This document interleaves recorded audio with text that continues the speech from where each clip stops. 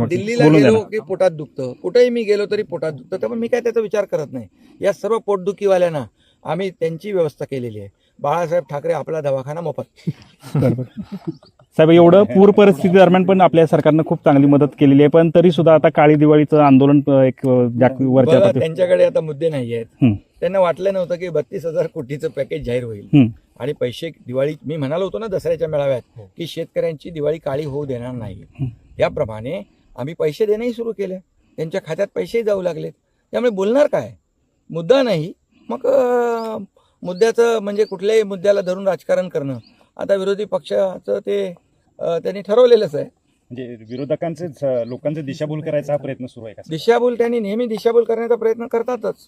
ते शेतीचा असू द्या, निवडणुकीचा असू द्या, कुठलाही विषय असू द्या, त्यांना बघा, जर चांगला निर्णय घेतला तर चांगलं म्हणायला पाहिजे. हेच लोक मुख्यमंत्री देवेंद्रजींना जाऊन बुके देत होते ना,